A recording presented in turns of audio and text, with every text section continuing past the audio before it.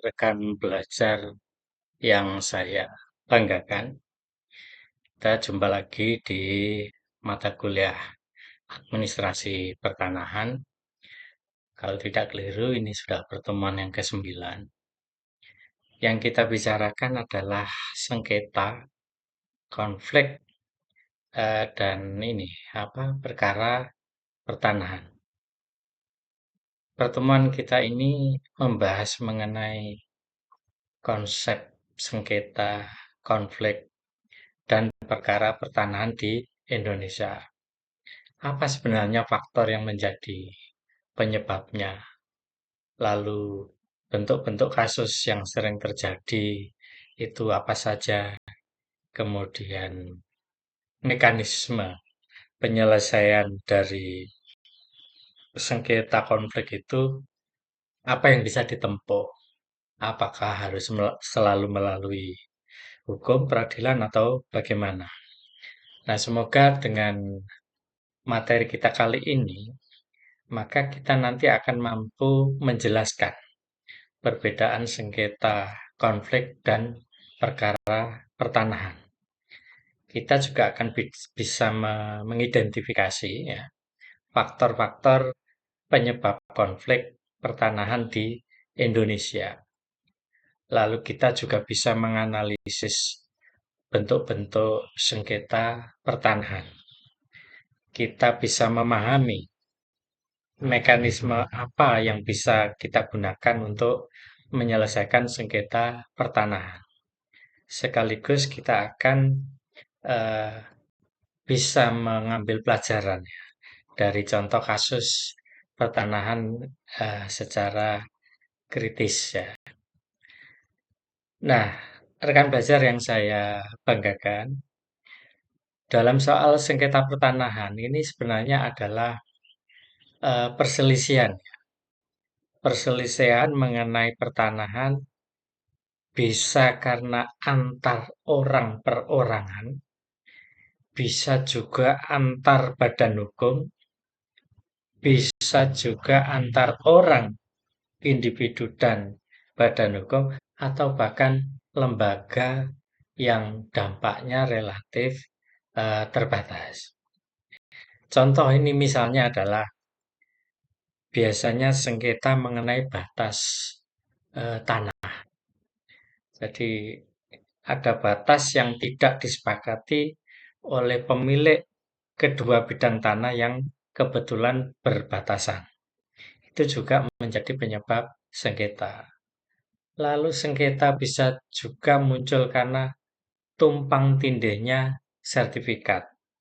Ini biasanya ada sertifikat yang lebih dari satu atau sertifikat ganda. Orang sudah punya sertifikat terhadap tanah tersebut, tetapi orang lain juga punya sertifikat terhadap tanah yang sama. Lalu sengketa juga bisa terjadi karena faktor pewarisan, karena antar saudara atau antar ahli waris itu menjadi perebutan warisan tanah yang akhirnya berujung pada sengketa warisan tanah. Nah, tadi sengketa. Kalau konflik pertanahan, nah itu biasanya terjadi karena adanya perselisihan pertanahan yang ini berdampak luas. Kalau tadi terbatas pada pihak-pihak tertentu, misalnya individu dengan individu, badan hukum dengan badan hukum, atau individu dengan badan hukum. Jadi sifatnya terbatas.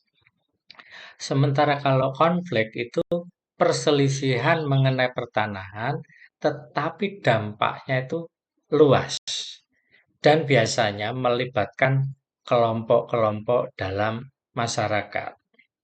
Misalnya adalah konflik masyarakat adat melawan korporasi.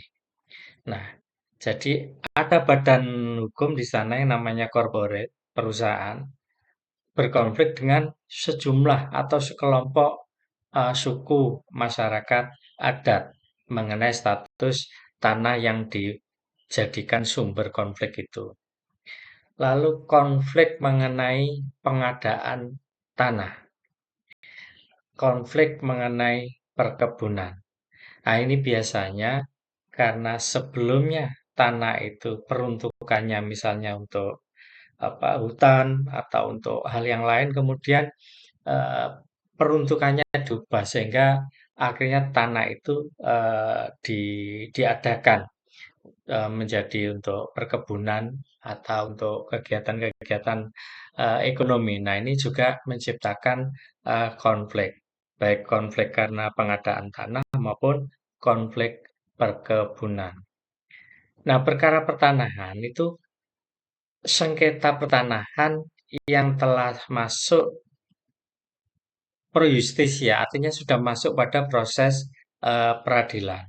Nah, kalau ini sudah bukan sengketa, bukan lagi konflik, tapi sudah masuk ke ini pro justisia atau masuk dalam proses peradilan.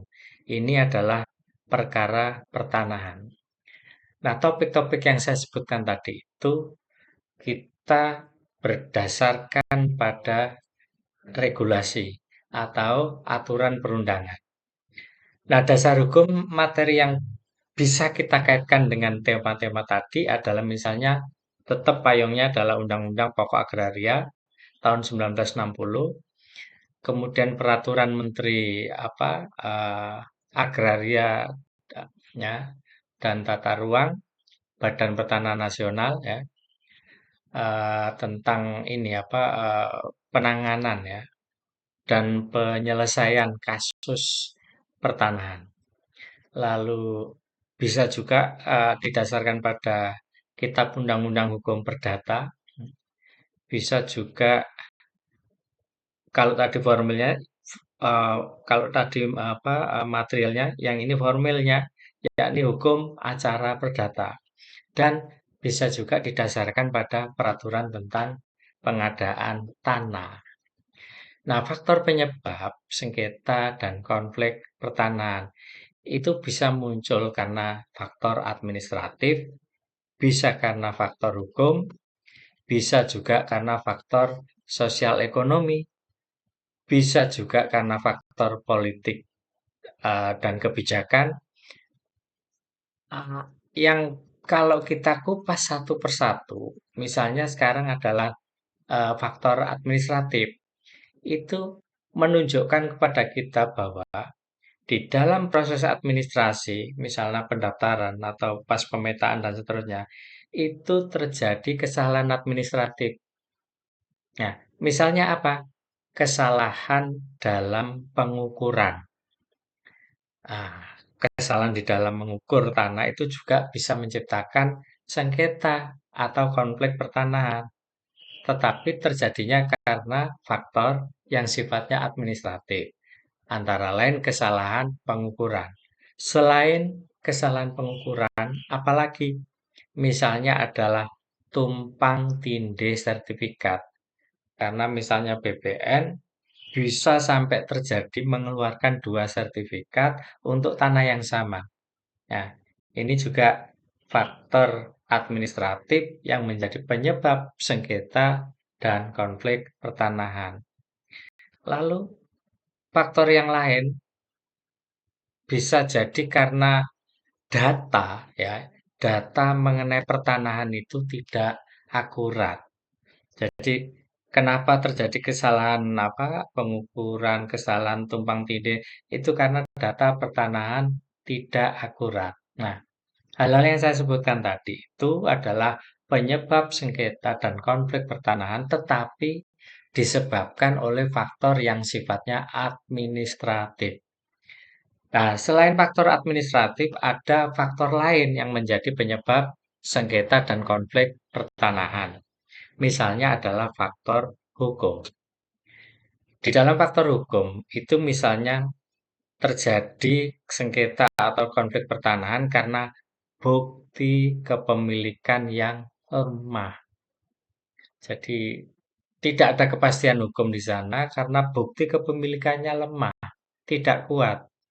Misalnya apa? Dia hanya berbekal misalnya ini bukti kwitansi jual beli. Nah, bukti hanya akta jual beli ini dianggap tidak kuat. Misalnya karena ini ada kesaksian tetangga saya menyaksikan bahwa tanah ini itu juga kurang kuat. Ya, sehingga perlu bukti kepemilikan yang lebih kuat. Nah, ini adalah sengketa dan konflik pertanahan yang diakibatkan oleh faktor hukum karena bukti kepemilikan yang lemah. Yang kedua, karena ada perbedaan tafsir di dalam hukum. Jadi karena perbedaan penafsiran hukum, ini biasanya terkait dengan soal pasal per pasal atau ayat per ayat, di mana tidak ada penjelasannya, kemudian masing-masing para pihak ini membuat tafsir yang menguntungkan dirinya. Inilah yang kemudian menjadi faktor atau penyebab terjadinya sengketa dan konflik pertanahan. Ya, oke, selain karena faktor hukum, ada juga karena faktor sosial dan ekonomi. Untuk faktor sosial dan ekonomi, sengketa dan konflik pertanahan itu terjadi karena nilai tanah itu meningkat. Nah, ini lebih lebih ke ekonomi, karena kita tahu bahwa tanah sebagai sebuah aset itu punya nilai ekonomi. Dan dari waktu ke waktu nilai ekonomi ini meningkat terus. Nah, nilai tanah yang meningkat semacam ini akan memancing pihak-pihak lain, entah karena hubungan saudara, entah hubungan apa sesama ahli waris, entah karena itu bisa juga menjadikan sengketa atau konflik. Biasanya tanah yang tadinya diabaikan karena tidak atau apa kurang nilai ekonominya, tiba-tiba karena nilai tanah meningkat, nah lalu kemudian baru tertarik, kemudian menjadi penyebab konflik.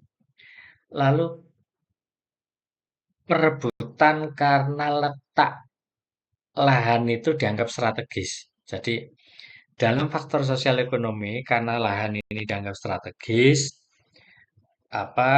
secara posisi maupun secara nilai ekonomi, ini akhirnya lahan itu menjadi perebutan baik antar kelompok, korporasi, atau bahkan negara karena lahan itu strategis. Nah, sehingga terjadinya sengketa dan konflik pertanahan itu bisa ditimbulkan oleh faktor sosial dan ekonomi. Karena ada dua hal tadi itu. Nilai tanah yang meningkat dan perebutan lahan yang dianggap strategis. Nah, yang terakhir, faktor politik dan kebijakan. Jadi sengketa dan konflik pertanahan yang diakibatkan oleh faktor politik dan kebijakan. Misalnya adalah karena proyek pembangunan. Biasanya karena ada proyek pembangunan, di situ terjadi penggusuran. Maka muncullah konflik, muncullah sengketa. Oke, terkait penggusuran, di sana pasti ada ganti rugi atau ganti untung. Tiba-tiba tanah yang tadinya itu nilai ekonominya rendah, karena mau ada proyek pembangunan, nilai ekonominya menjadi tinggi. Nah, ini memancing para pihak untuk memperebutkan lahan itu karena tergiur oleh nilai ekonomi tanah yang menjadi meningkat karena ada proyek pembangunan. Nah, kedua, contohnya karena ada kebijakan tata ruang. Jadi misalnya RT RW. Jadi orang melihat master plan atau tata ruang tata wilayah, lalu kemudian muncul pengetahuan bahwa letak-letak dari berbagai tanah itu ternyata ada yang prospektif, ada yang bisa menimbulkan nilai ekonomi yang teramat sangat tinggi. Nah, ini juga bisa menjadikan sengketa ataupun konflik. Lalu yang terakhir, reforma agraria. Lah di dalam reformasi agraria ini juga bisa menciptakan sengketa dan bisa menimbulkan konflik pertanahan. Karena kata reformasi berarti mengandung istilah gerakan perubahan. Meskipun bukan revolusioner, tetapi perubahan selemah apapun, pasti ada pihak-pihak yang diuntungkan dan ada pihak-pihak yang dirugikan. Dari sanalah munculnya sengketa dan konflik pertanahan. Nah, bentuk-bentuk sengketa pertanahan itu misalnya adalah sengketa kepemilikan. Ini terjadi biasanya karena ada perselisihan mengenai siapa sebenarnya pemilik sah suatu tanah. Nah, untuk bisa memutuskan siapa sebenarnya pemilik sah dari tanah itu juga sudah menimbulkan sengketa kepemilikan. Apalagi tidak ada kalau tidak ada didukung oleh bukti secara hukum yang kuat. Lalu selain sengketa kepemilikan, sengketa tentang batas. Di awal tadi sudah saya katakan, sengketa bisa muncul karena batas tanah.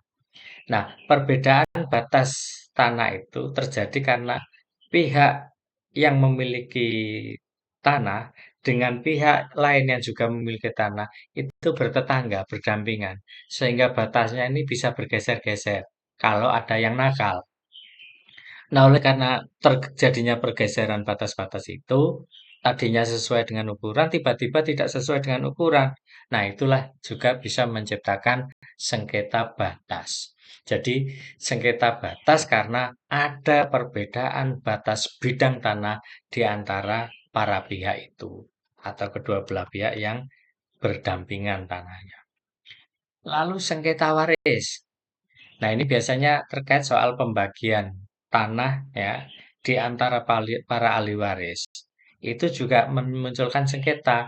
Apakah warisannya itu didasarkan pada hukum waris Islam, apakah didasarkan pada hukum waris adat, atau hukum waris perdata ala Eropa. Itu saja sudah sengketa mereka. Belum lagi urusan nanti uh, uh, rasio rasio pembagiannya itu juga akan memicu persengketaan di antara para ahli waris. Lalu sengketa penguasaan tanah, penguasaan fisik tanpa hak yang jelas. Kita sering lihat ada orang menduduki tanah, padahal dia tidak punya hak. Dia sama sekali tidak punya hak yang jelas, tidak bisa menunjukkan bukti yang kuat di depan hukum bahwa tanah itu sah milik dia. Tidak ada buktinya.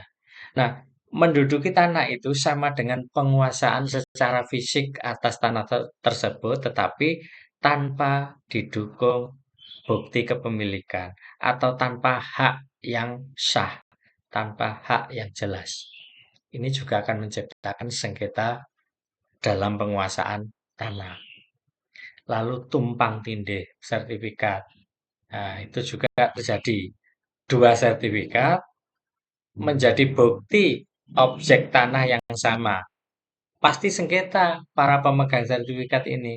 Karena kedua-duanya punya klaim atas tanah yang sama. Dan dua-duanya punya bukti yang kuat, yakni sertifikat kepemilikan. Nah, ini juga akan menciptakan sengketa. Lalu sengketa pengadaan tanah. Masyarakat seringkali melakukan penolakan terhadap yang namanya pembebasan lahan. Gara-gara ada program ya, atau proyek pembangunan entah apa, lalu dibutuhkan lahan. Negara akhirnya menciptakan pengadaan lahan. Nah, pengadaan lahan yang peruntukannya untuk proyek atau program pembangunan itu pastilah akan menggeser atau menggusur masyarakat sebelumnya yang menempati tanah tersebut. Ini juga akan memicu yang namanya konflik. Hutan, tanah ulayat, hutan adat, karena kebutuhan tentang perkebunan sawit atau apapun, lalu tanah itu diadakan untuk perkebunan.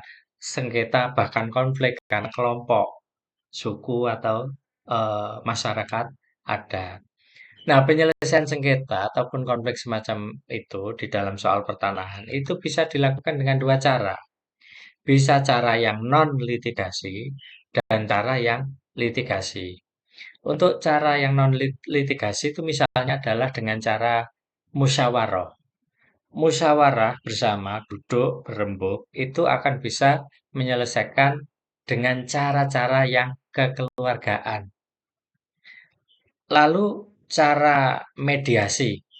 Nah, cara mediasi ini biasanya ada pihak ketiga yang netral yang bisa memfasilitasi para aktor-aktor yang sedang bersengketa. Nah, biasanya mediasi ini difasilitasi oleh kantor pertanahan bisa, pemerintah daerah juga bisa, atau mediator perorangan juga bisa. Misalnya kepala desa atau kepala suku itu bisa menjadi mediator. Non litigasi selain eh, musyawarah maupun mediasi bisa juga dilakukan dengan cara arbitrase. Nah, dalam soal arbitrase ini maksudnya adalah sengketa mengenai tanah itu ditengahi, ya, ditengahi oleh seorang juri. Jadi ada aktor atau seseorang yang bisa menjadi penengah atau juri. Nah, penengah atau juri ini fungsinya adalah untuk menciptakan para pihak ini untuk membuat kesepakatan. Nah, dalam soal ketika mereka sepakat, inilah yang kita sebut sebagai proses arbitrase. Nah, kelebihan penyelesaian sengketa ataupun konflik pertanahan lewat cara-cara non-litigasi semacam ini, keuntungannya adalah selain cepat, dia juga murah. Karena tidak perlu bayar pengacara, tidak perlu mondar-mandir ke pengadilan dan seterusnya ya, yang sangat ribet bahkan memakan waktu bertahun itu. Nah, yang terpenting adalah tetap bisa menjaga hubungan baik para pihak yang bersengketa atau yang berkonflik. Nah, biasanya karena penyelesaiannya itu lewat jalan kekeluargaan, jalan damai, sehingga para pihak yang bersengketa ataupun berkonflik itu punya keikhlasan, penerimaan, lapang dada untuk menerima hasilnya. Sehingga perjalanan ke depan hubungan di antara para pihak yang bersengketa atau konflik ini tetaplah punya hubungan yang baik. Nah, bedanya jika penyelesaian sengketa atau konflik itu dilakukan melalui litigasi atau proses peradilan. Misalnya adalah pengadilan negeri untuk sengketa perdata misalnya. Atau peradilan tata usaha negara. Karena objek sengketa berupa tanah itu digusur melalui keputusan administrasi oleh pejabat publik.